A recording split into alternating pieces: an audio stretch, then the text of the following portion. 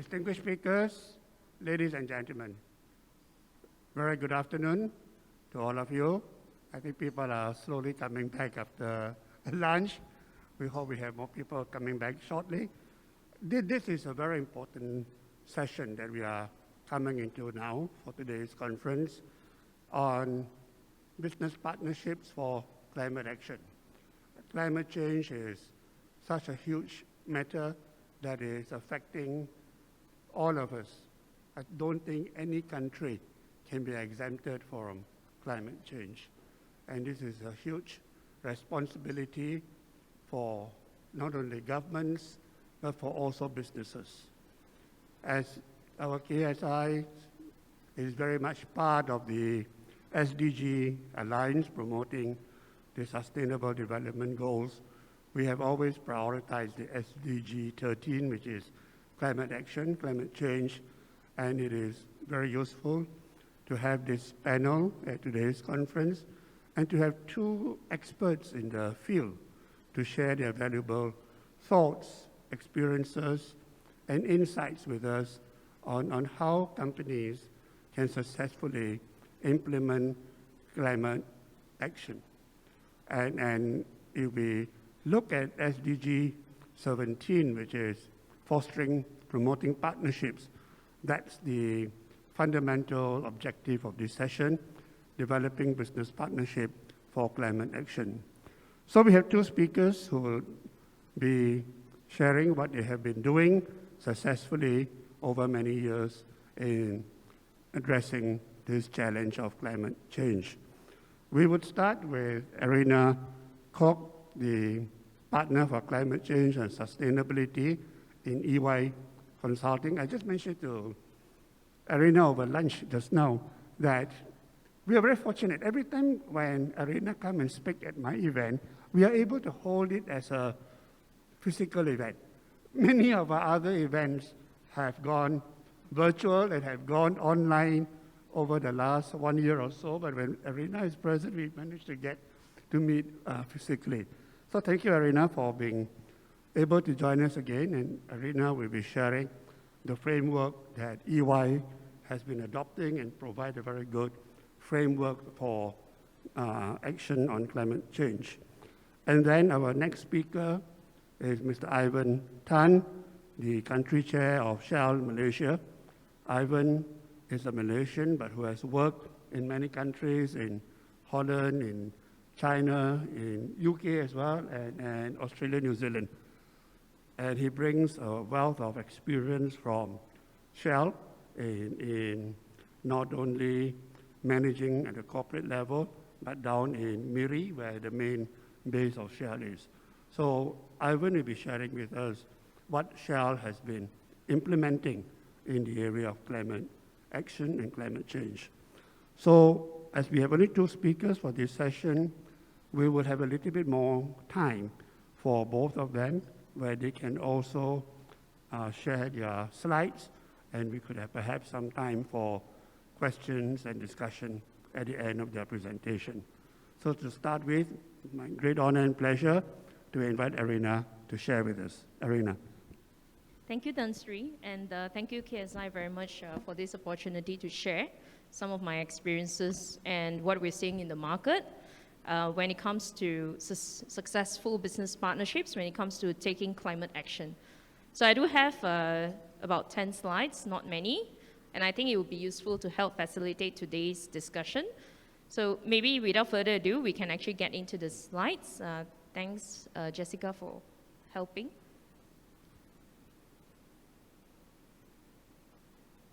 So if we move on to the next slide.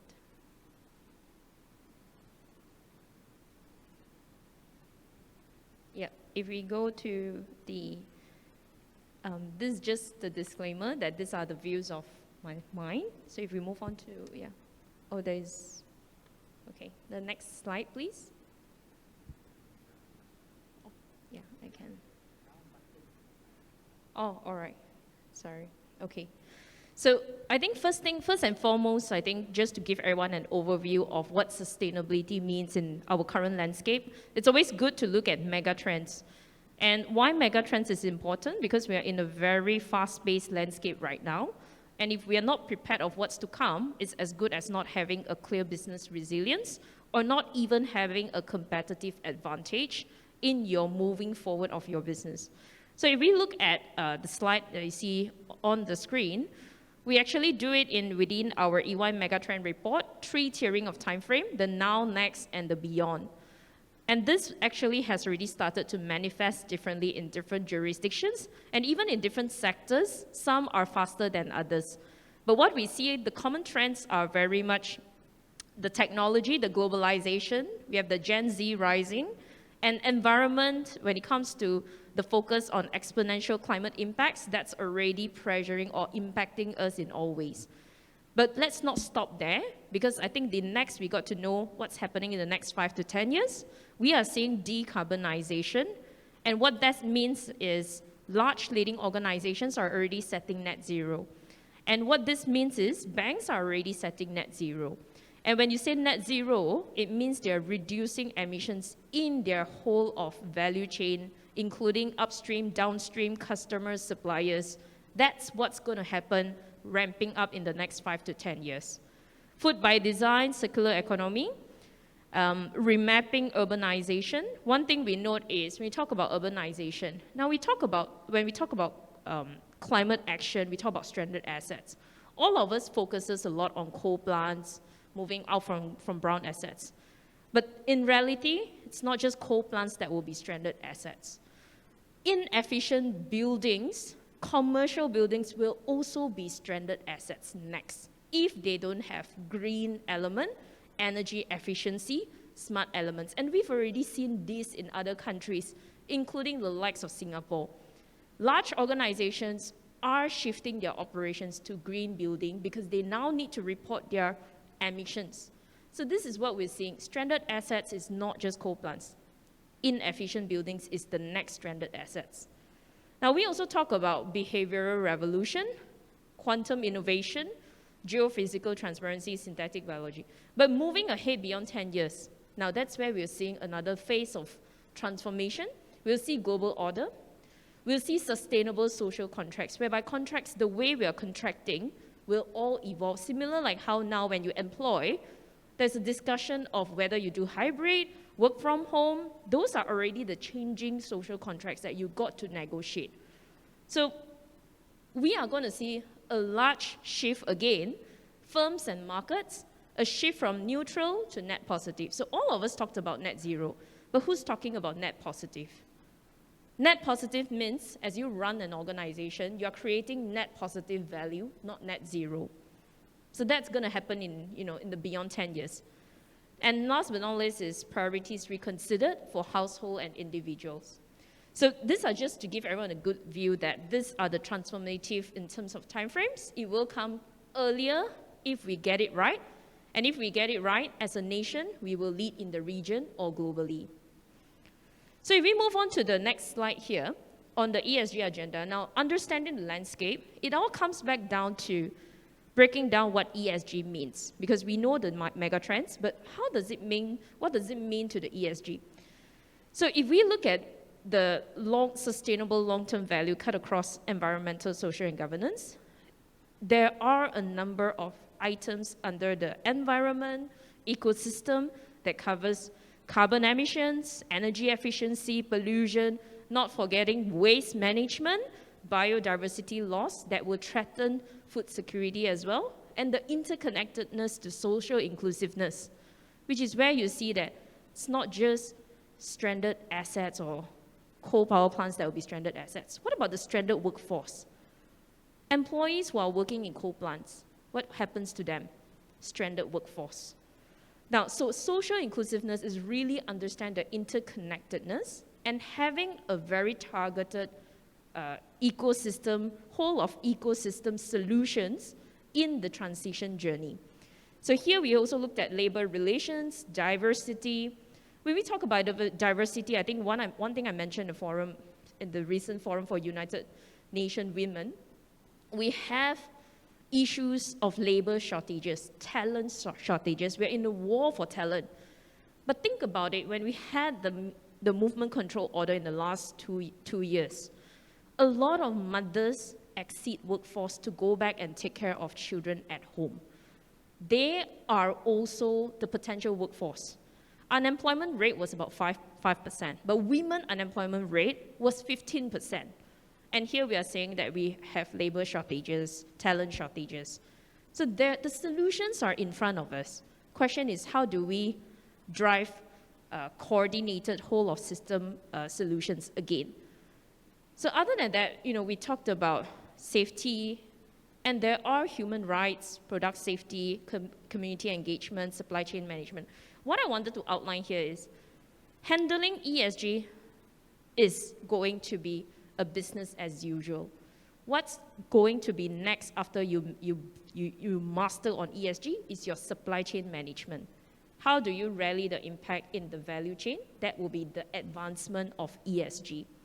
The third is on governance. So we have, we talked about board. One thing I wanted to point out on governance, link ESG targets into your remuneration program. That's the only one key message. If you have it within, the culture, the value, all will be driven internally. So one thing I wanted to note is, while all that I've mentioned are very clear things that can be done, should be done, what about having a competitive advantage? Is to look at what are the digital transformation? How can you scale the impact? Next is really understanding the changes in consumer behavior. Consumers are no longer just accepting what businesses are putting out there. They are responding to tell you, this is what I think you should be doing. Harness that thought, co-collaborate with consumers. Rising stakeholder capitalism, Datin Sunita has covered it. Corporate focus on sustainability and long-term value. The key message is to understand whether within your corporate business, what's the horizon of your targets? 5 years, 10 years, 15 years, 2050, net zero? What's the horizon? How are you getting there? So that's one of the summation of what to think about when you put ESG into a business context. Now the next part is, we talked about the importance of ESG, but what I wanted to highlight are also the value proposition and where it will matter the most in our region, recognizing it's also opportunities. Here we have the report from Asian Development Bank, whereby the key message is they're outlining these are the 5 green growth opportunities. It requires $172 billion worth of capital expenditure, but connecting to social, it will help create 30 million jobs in ASEAN by 2030. Now that's important. The question is it Malaysia, or is it going to be in Indonesia, or Philippines, or Thailand, or Singapore? Now that's food for thought. But one thing to note is we are living in a very digitally enabled society. If we want to capture the market, if we want to be leaders in the region, let's be clear what our collaborative strategy is in the region and work towards it. So this is just to give everyone some food for thought. So when it comes to the next slide that we have is going down to the granular detail. Now, a lot of people will say that, how do I advance ESG in an organization? What we outline here is a long list. It helps to facilitate businesses to go back and maybe use it to reflect whether is that something that you already have or yet to advance, because this can translate into your roadmap. So what we wanted to show here is when instilling climate resilience and to become ESG-centric in your business, 3 things is really to reshape your strategy, transform your business, and demonstrate and measure your impact. When you talk about reshaping your strategy, it's really to deliver the optimum value for stakeholders. Now, what this means is 1 stone kill, not 2 birds, 10 birds, 50 birds, if you can.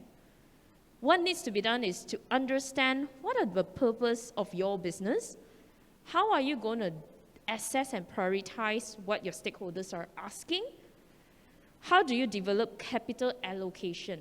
Now, a lot of us, talked about, we want to drive impact, but how many of these strategies are connected to your business plan, financial plan, budget allocation? The one thing that I always ask when looking at reshaping strategy, if you take your 5 years business plan, tell me what's your ESG outcome from your 5 business plan. If you have that answer, your number 1 is ticked. Second is transform your business. How will you transform to become, successfully implement your strategy? Have a very clear roadmap, recognizing that no one can jump and advance on ESG in 1 year or 2 years. It's a journey, and it gets refined every year. But you need the engine and the ecosystem. And one thing that's important that I want to outline here is, if you rally your whole firm or organization, you will have greater innovation, you will have collaboration, not just within your organization, but with the ecosystem.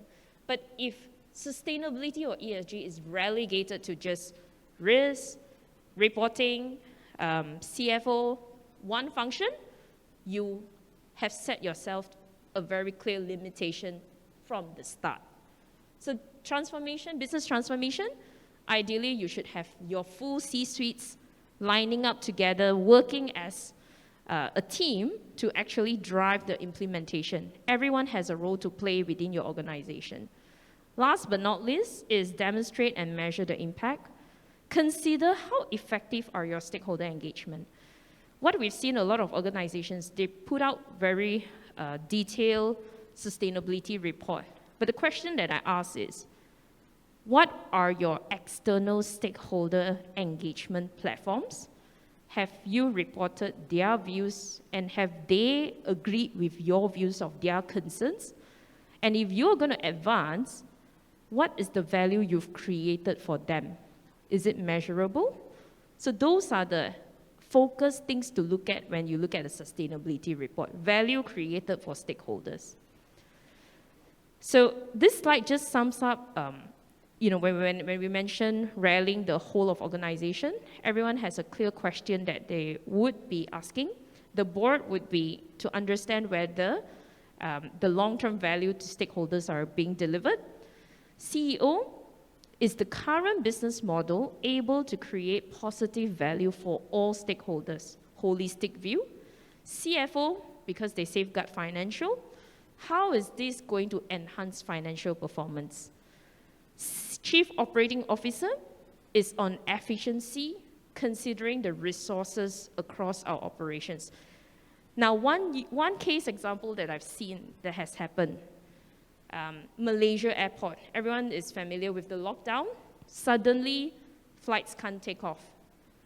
Important thing to connect the value. So what we've seen is immediately there's a clear announcement, what we've heard from Malaysia airport. They said, look, we're going to immediately manage our capital and operational expenditure, but we're going to mobilize and harness our human resources, our talent.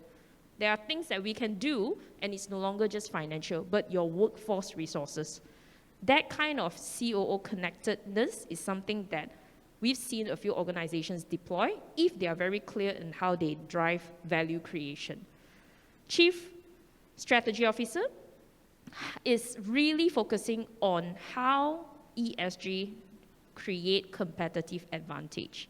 So in your organization, ESG, to a certain extent, it will be two-pronged. One is to ensure it manages your social license to operate. For example, if you don't manage health and safety, if you have human rights issues, labor management issues, if you pollute and have waste management issues, those are business as usual, and you can't have issues in this area.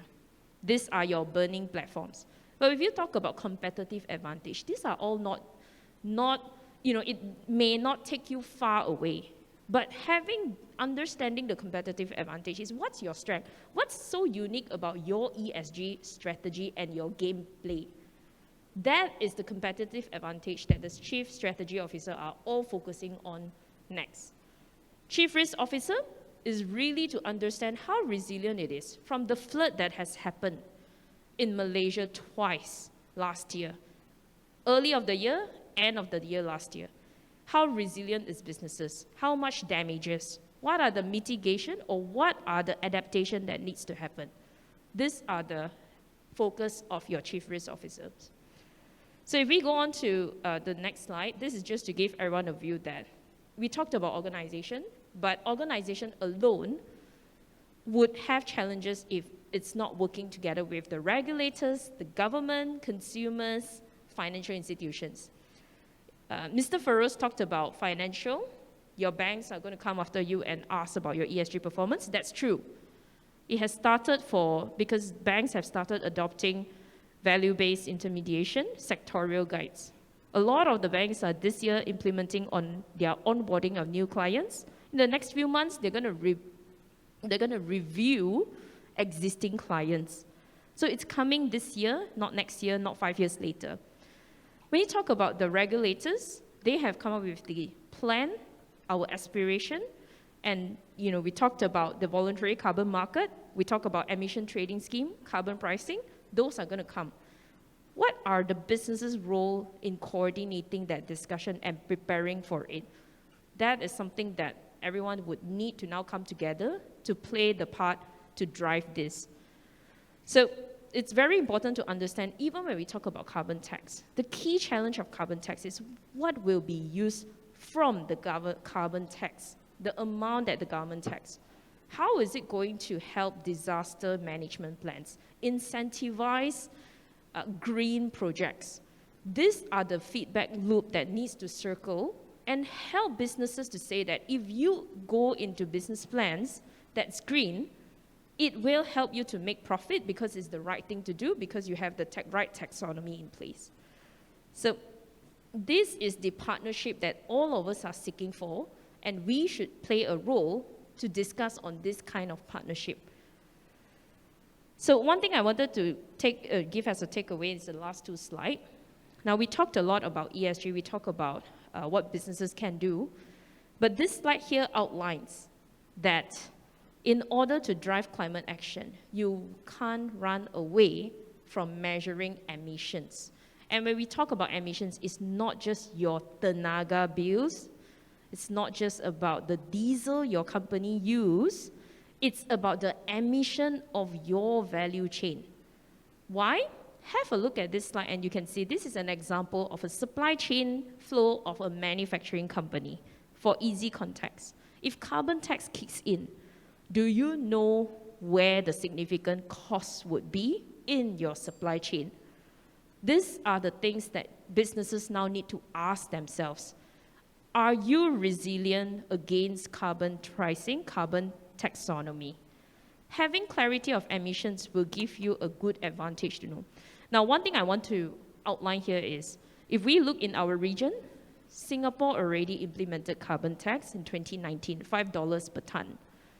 Indonesia is going to implement this year, April this year, and they have businesses can't run away. They have to kickstart understanding emissions.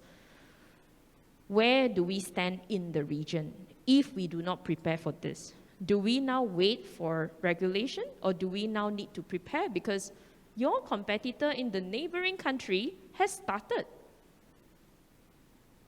So last slide that I wanted to put as a key takeaway is, if you have a good carbon emission monitoring mechanism, it doesn't stop there. There will be a need to find out how it helps you, how it gives you competitive advantage, how do you rally scale, how do you build new businesses, where are the opportunities? So this last slide that we have here is a framework when we talk about driving effective climate change strategy. The first is really to set what your climate risk vision looks like. Is it supposed to help you to build resilience, or is it supposed to help you give you growth in your business? Second is to define the goals, objectives, and coming down to the ground, what do you plan to do in your business? Third is determine the resources, governance, what you need to do to execute your strategy. Last but not least, develop a multi-year roadmap, break down the activities, and mobilize, as well as measure the value you've harnessed. So these are the framework, but ultimately, if you see the circles, understanding the core value of why you're doing this, mobilizing it, come out in the end to the outer circle, what value have you created for key stakeholders. That is the kind of connectivity that we all need. So with that, thank you, Tan Sri. I'll hand back over. Thank you very much, Arina, for sharing your framework where you have highlighted the need for measurement and for having a clear, comprehensive strategy and to create value at the end of it. So thank you very much for sharing that.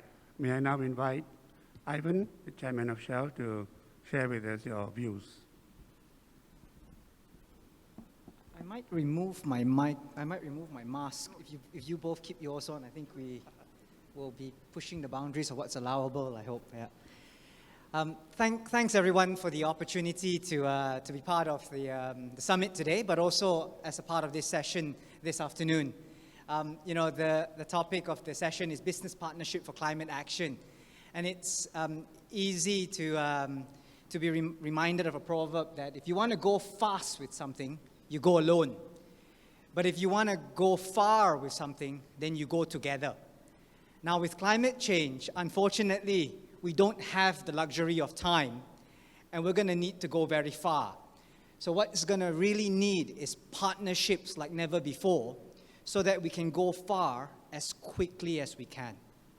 And it's with that in mind that I would like to share my thoughts, my perspectives today, in the hope that I can also invite yourselves to partner with companies like mine in Shell, but also with companies around you, with governments, with communities, with society, because that's what it's going to take for us to really make a difference, to be able to tackle climate change, while balancing that with the need of energy security and energy affordability today. So I'm going to today share with yourselves what Shell has set in place in terms of its strategy, in terms of our climate target, in terms of what we think businesses can look into to help themselves put themselves on a pathway to decarbonization. And I will also share some examples of things that Shell have done globally, but also in Malaysia, to give you an idea how we have started to embrace this challenge. Now, I'll probably speak for about 15 minutes so that we leave, sufficient time for Q&A at the end. But let me start with a bit of a disclaimer here that, anything that you listen to today and take into forward-looking statements, there's a bit of a disclaimer. And if I say something wrong, then it's my views and not Shell's, right? So a bit of a disclaimer there. But let me start off with the challenge at hand. And I'm sure that all of you in the room will already know that the challenge that we have is about limiting the global rise of temperatures to 1.5 degrees C, in line with the Paris Agreement that has been set in place. And for Shell, we set that now as our target, to become a net zero emissions business by 2050 in step with society. And we've put together what we call our Powering Progress strategy that you see in front of yourselves. And in this Powering Progress strategy, we hope that we are able to accelerate that journey towards a net zero emissions business. And the Powering Progress strategy has 4 goals. It starts off by saying that we've got to generate shareholder value. It's about financial strength, because you're going to need to go for the long run with this, and making sure that you've got a financial strength today to make that change.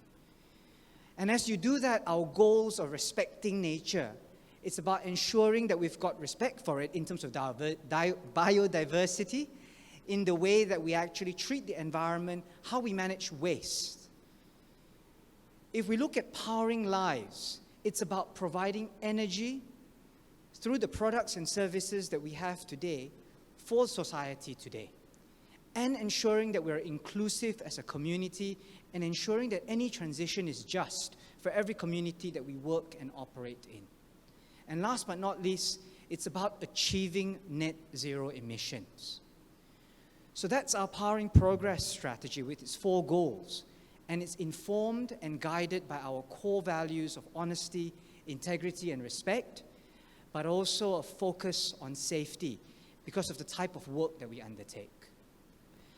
Now, our climate target is a comprehensive one.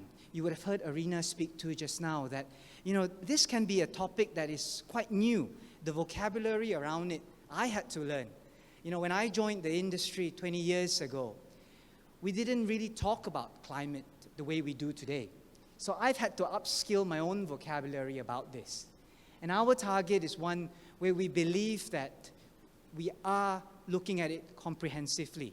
So we talk about Scope 1, Scope 2, and Scope 3 emissions. And bear with me while I just walk this through very quickly. Scope 1 and Scope 2 are emissions that we actually produce when we actually do our business or from the power that we use to run our operations. So for example, in many of our operations, we still use diesel generators. And diesel generators produce emissions through the exhaust. Those are considered as Scope 1 emissions. We use electricity. The electricity can sometimes be powered by coal-fired power plants. That is Scope 2 emissions for ourselves. And we've got to make sure that our value chains are first and foremost the best that they can be. And that's making sure that we reduce Scope 1 and Scope 2 to as low as we possibly can.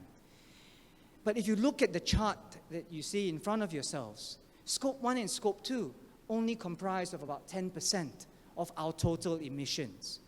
So where are the other 90% coming from? And they come from the emissions from the energy products that we sell that is ultimately used by our customers, consumers.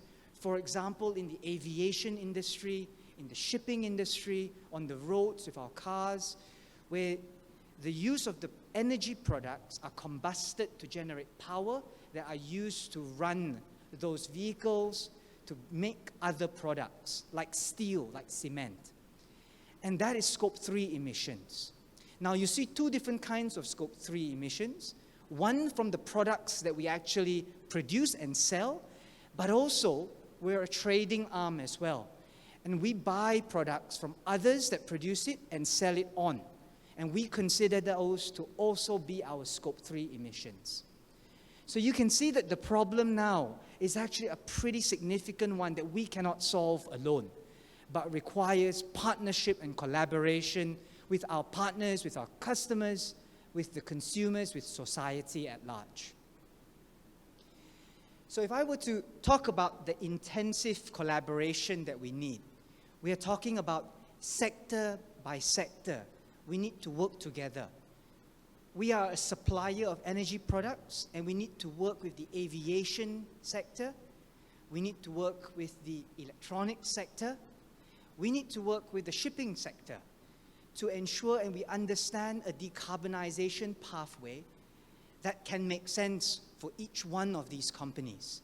Now, ultimately, we believe that we're going to need the major players in each of these sectors to take the lead in how we undertake a pathway to decarbonization.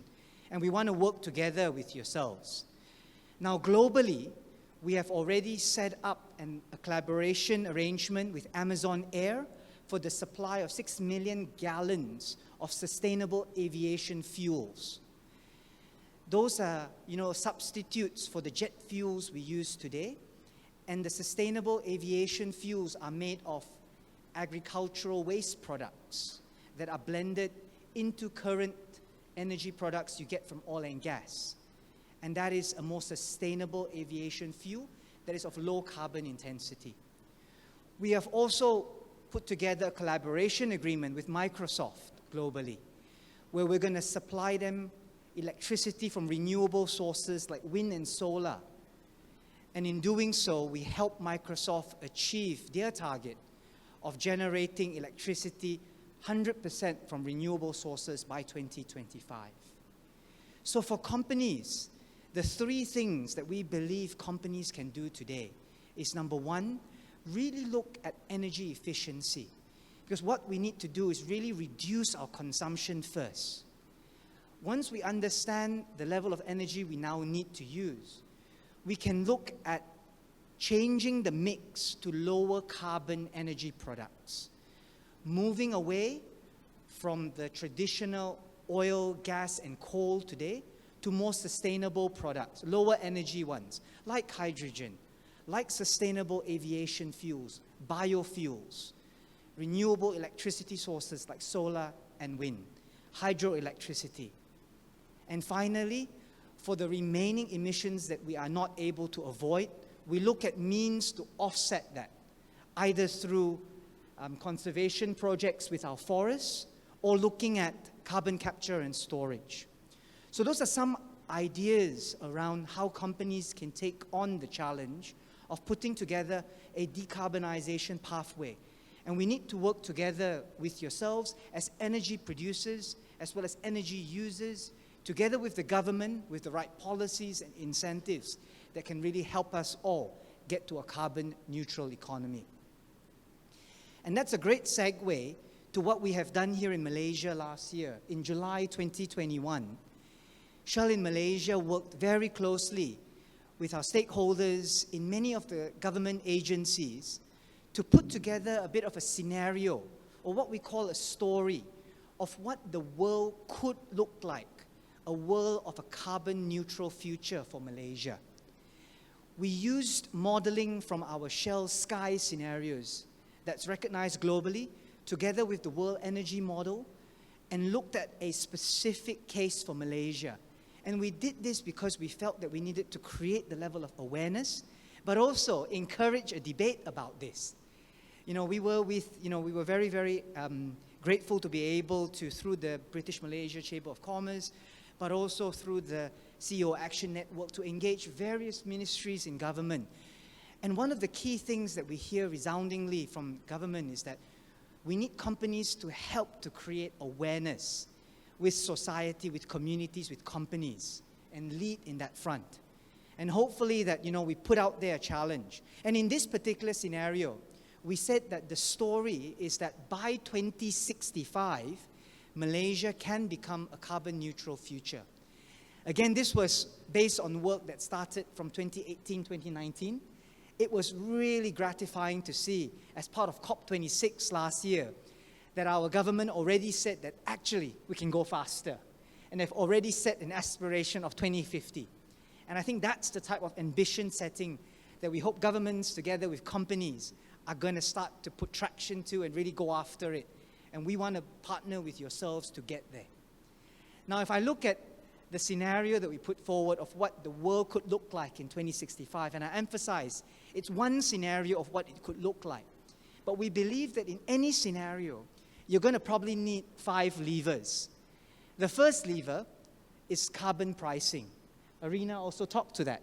Carbon tax is something that needs to come into play to incentivize structurally companies to make the right decisions and making sure there's a level playing field for those companies when they take those decisions. Because, for example, for a company like Shell, if today we were to stop supplying oil and gas, motorists would just drive down the road to the next retail station to fill their cars. So we don't solve the problem of climate change. We need to look at what incentives are right to help to change the overall energy mix to one that is lower carbon. That's the first lever. The second lever is about renewables, and this is about the sun, right? So we talk about the scenario being called the sky, the tree, the sky, the sun. The sky is actually the ambition of a net zero economy. The tree is about our forests, and the sun is about the renewables potential. So we hope that by 2065, renewable sources, especially solar, will form 80% of our mix. And 20% will be made up with the remaining traditional sources like oil and gas, more and more gas, to ensure the supplementary component to manage the intermittency of solar, especially at night, or with wind when there is no wind. The third element is about energy efficiency. We spoke about it. You first got to make sure that we are not overusing energy, Simple things like turning off the lights when we don't use it, turning off the air conditioning when we don't use it, getting your energy efficiency right, building the right buildings, offices that actually are energy efficient. The fourth lever is about electrification. And once you've got solar, wind, and you've got energy efficiency, you're going to start to electrify your economy, literally. And we hope that by 2065, we're going to be able to ramp up electrification to about 50% of our energy use. We hope that at some point, We're going to have, highly efficient rail systems and electric vehicles on the roads, so that public transportation can become the number one means to get to work, so that I don't have to sit in traffic anymore in KL as I get to work in the mornings. And I'm sure that you agree with me the same. And the final critical lever, number 5, I believe is the tree, as part of the sky, the tree and the sun. And that is our vast forest that we have in Malaysia, and the potential it has to act as a sink to actually store the carbon emissions that we have. And we believe that the forests in Malaysia pose that opportunity for ourselves. Now, if I were to just provide some examples in my last slide about what Shell has been doing in Malaysia, and I want to focus on 3 or 4 examples here, starting with the upstream. Our upstream business, we have actually started to use solar energy to power our platforms offshore. We have worked with a company called Swift Energy to install our first wellhead platform powered by solar called Gorek that was installed last year. And we followed that very quickly with the Timmy wellhead platform by also adding wind to that hybrid system, solar and wind. And Timmy, we are building that with a local fabricator in Kuching called Brook Dockyard and Engineering Services. In our downstream business, on our retail stations, I'm sure some of you may have seen that we have put solar panels on the rooftop of our retail stations. We've worked with Cleantech Solar to do that, so that we can become more energy efficient in the way we actually operate those retail sites. But also, hopefully, we'll be able to convert that into EV charging, so a solar to an EV charging direction in time. We have set up a partnership with Porsche Asia Pacific in the first cross-border high-performance charging EV network that stretches from Singapore into Malaysia, into Thailand. And in Malaysia here, we've just opened the first high-performance charging station in Tangkak in Johor last month, where we're able to offer 2 charging bays that can supply 180 kilowatts of power to vehicles that come to our site. And depending on the type of vehicle, it can be 15 to 30 minutes for a full charge that allows you to go on your journey northwards towards Thailand or southwards towards Singapore. And we hope to complete 6 more sites for a total of 12 charging points throughout the North-South Highway by the end of this year. Also, for our buildings, in 2019, 2 of our retail sites were given the Green Building Index to recognize the energy efficiency that have come through the retail station.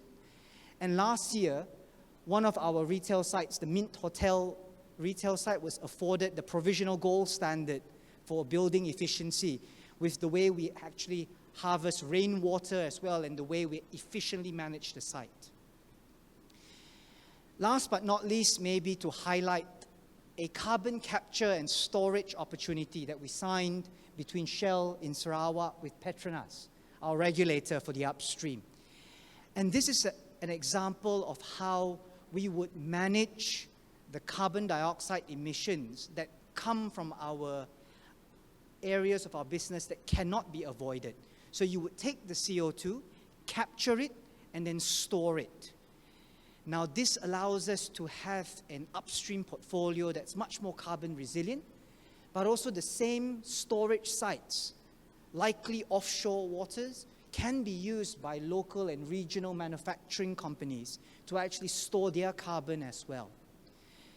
So I hope that the examples that I've given builds on the levers that we talk about in the tree, the sky, and the sun scenarios. And I think the key message that I wanted to leave you all with all of this is that, number one, the pace at which we move on the energy transition will really depend on how quickly we activate these levers in country. Those 5 levers I talked about are likely to be the same. So that's the first point. And the second one to leave yourselves is that no one company, no one party can do this alone. You'll see that, we are going to need, super effort of collaboration and partnership between companies, between government, between communities, society, between countries to make this happen. And I offer this invite to all of yourselves to come and collaborate and partner with us and with each other to do this. Thank you very much. Yeah. Thank you very much, Ivan, for a very interesting, very informative presentation where you've highlighted the importance of decarbonization and prioritizing intensive collaboration, energy efficiency, and how companies can also partner on offset programs. I think we have heard very interesting presentations from both our speakers this afternoon, very comprehensive, very informative, and I'm sure you would like to tap on their brains and pose a few questions to them. I'm opening the floor for questions. Is there anyone would like to raise a question? Is that Gumit? You at the back? Yeah, sorry, I can't see with the light shining on us.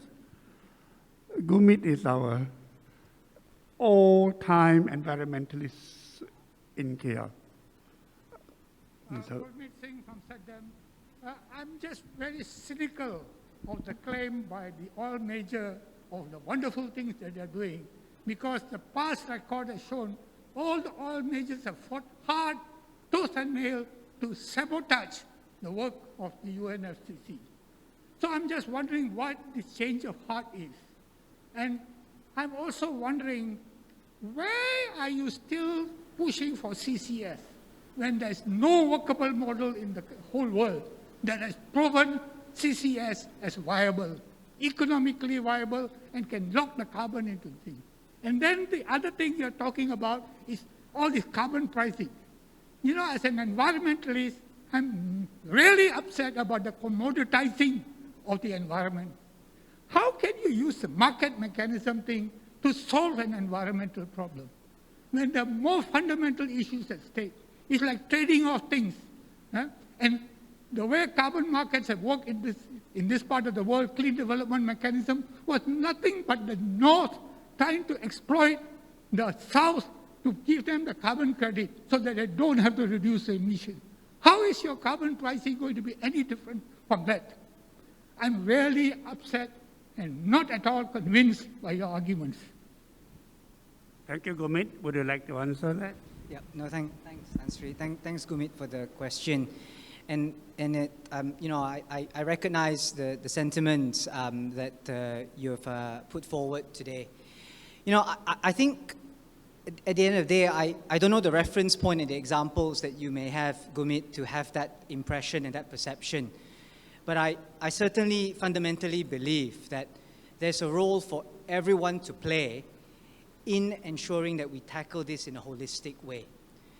I think, you know, if you look at how energy is used today, there's a balance around ensuring that there is an affordability lens, there's a security lens, and absolutely, we need to get to the destination of ensuring that emissions are reduced in time. We all subscribe to that.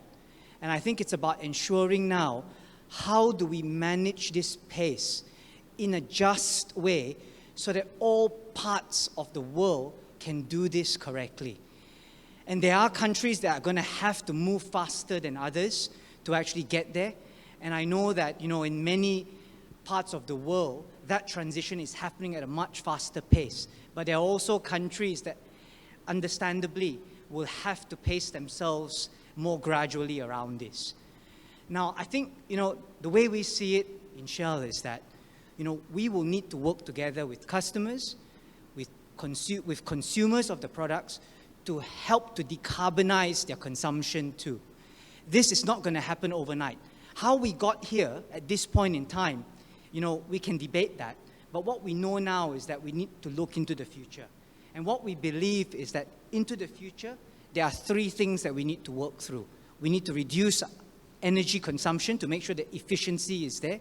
We need to look at a lower carbon energy mix to make sure that the reliance on the traditional fuels which have brought us to this location is reduced and used in such a way that makes sense.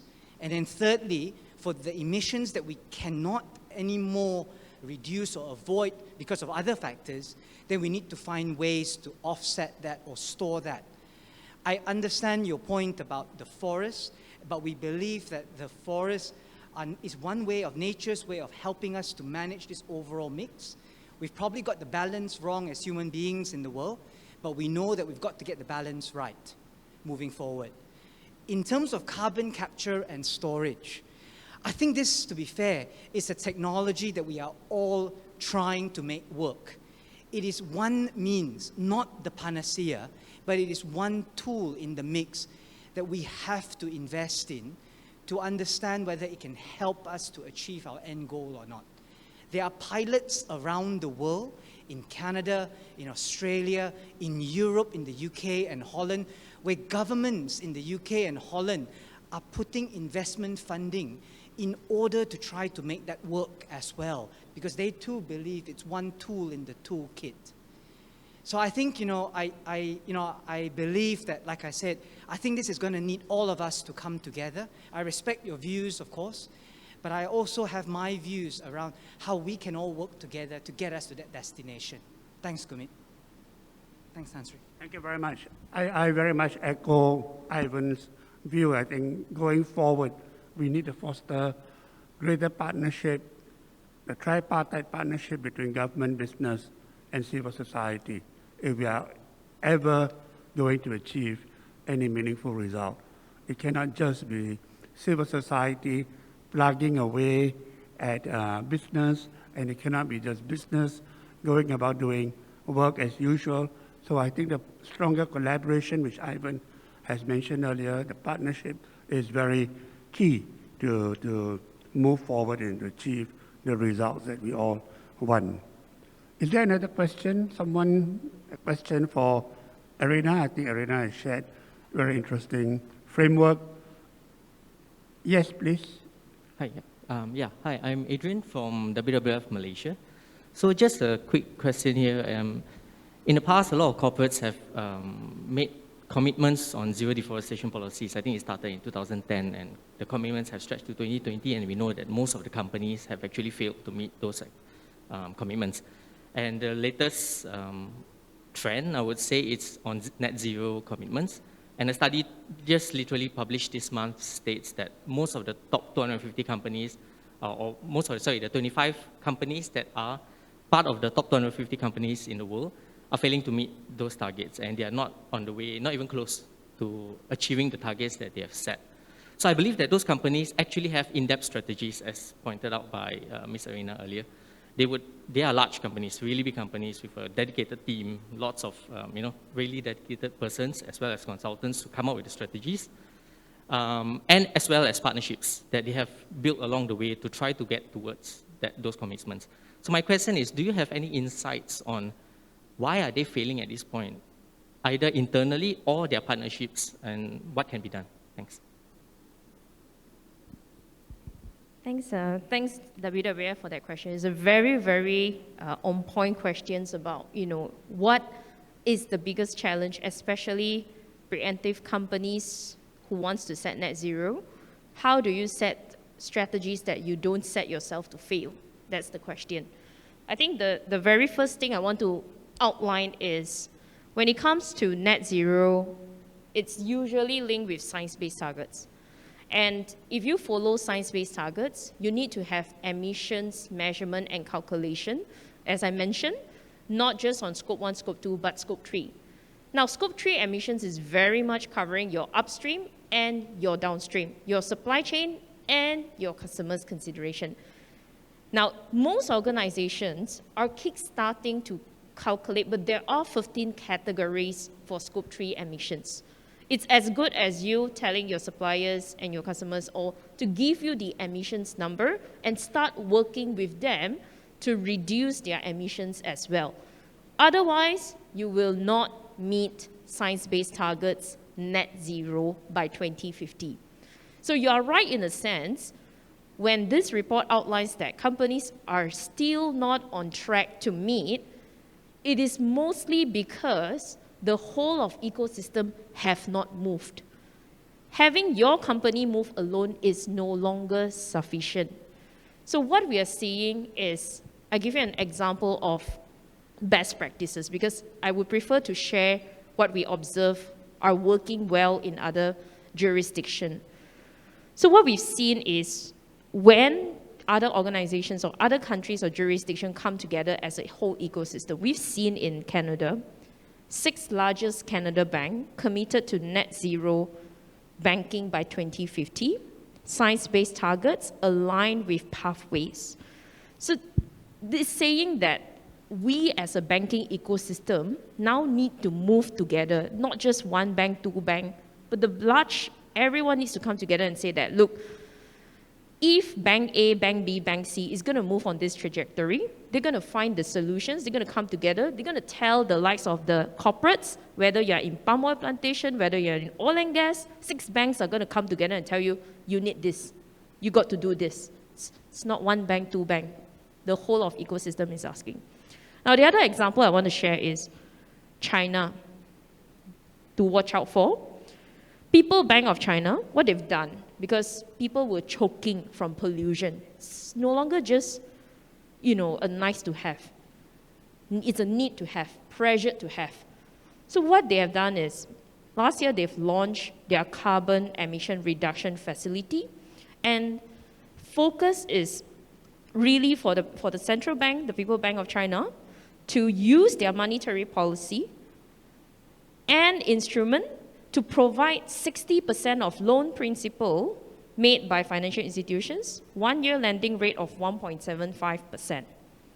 And when they came up with this policy, they have done sufficient understanding and research to say that when they issued this first batch in January, 13 billion, it is estimated that it will help 2,817 companies to cut carbon emission by about 28 million metric tons.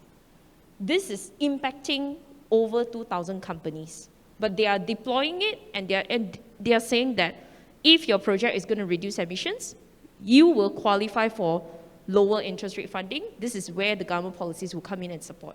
There are no contradictory in policies whereby here you are still funding brown sectors, but here you are not supporting the green sector. So most of the time when we look at policies, we want to see how much is being channeled to green policies, how much are being channeled to steel, for example, fuel subsidy, and so on and so forth.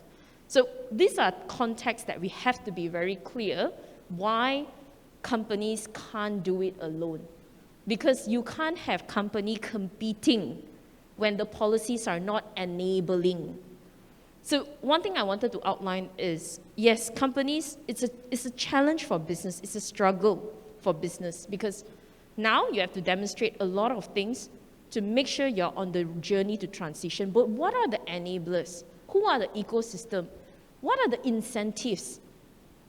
Are the profitability justifiable? So those are the things. And even when you talk about circularity, what are the costs of not being efficient? What are the costs of polluting? What are the costs of carbon tax when you're emitting? So these are things that needs to be considered end to end. And the only way to do it, as I would say, is having a very transparent, centralized, well-governed emission reporting database. Imagine in Malaysia if every organization reports on their emission, start with scope 1, scope 2. All the other companies can go to this database and calculate their scope 3 emissions. This is what we've seen in Australia. In Singapore, when they rolled out carbon tax in 2019, they also made it a mandatory to report if your facility is above 2,000 ton of CO2 emitters. So we need this open source database that is transparent so that everyone can get on the journey. It's a clear level playing field. The benefit of it is when everyone starts to be clear and transparent on their emissions, it makes it easier for the whole of ecosystem to develop a better strategy. And this is what we need. Thank you very much, Arina. Unfortunately, time has caught up with us. We need to bring this session to a close, but I think it's a good conversation that we've had. And I think it's important that we need to continue to have meaningful dialogue between business, consultants, experts, as well as engaging with civil society to overcome this challenge that is facing mankind and all humanity. I think this is our biggest threat to our human existence, the challenge of climate change. And together, if we can work together, bringing government, business, and civil society in collaboration and partnership that Ian has highlighted, I think we will all be able to achieve a better world, a better, safer, cleaner world for our future generation.